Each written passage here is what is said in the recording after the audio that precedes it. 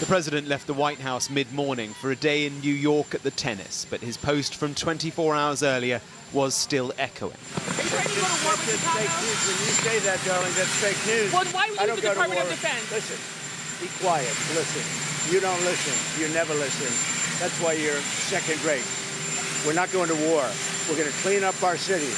We're going to clean them up so they don't kill 5 people every weekend. That's not war. That's common sense. It was lunchtime on Saturday when the post dropped from the president's social media account. Intentionally provocative, a play on the wartime film Apocalypse Now, repurposed for an American city, and an expansion of his deportation policy. A nod too to the Department of War, because that is what his Defense Department has now been renamed. At the Pentagon late on Friday, workers chiseled away. Defense became war after an Oval Office executive order. Chicago was one of a number of American cities where the streets were full through the weekend. In the shadow of Trump Tower, they protested his presidency.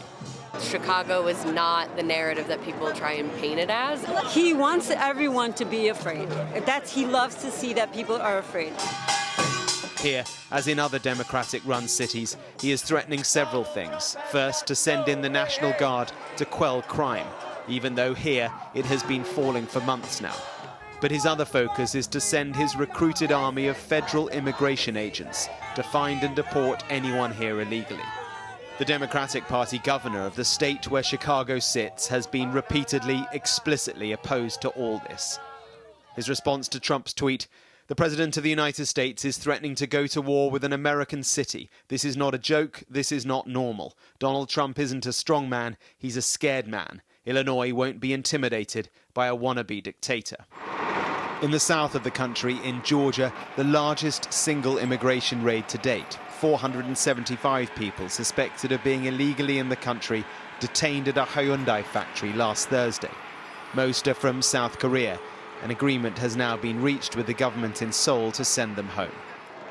The president was in the Rolex box at Flushing Meadows for the tennis final. Intriguingly, the US Tennis Association had asked broadcasters not to show any disruption or reaction from the crowd. In a statement, the association told Sky News this was not a request made by the White House. We regularly ask broadcasters to refrain from showcasing off-court disruptions.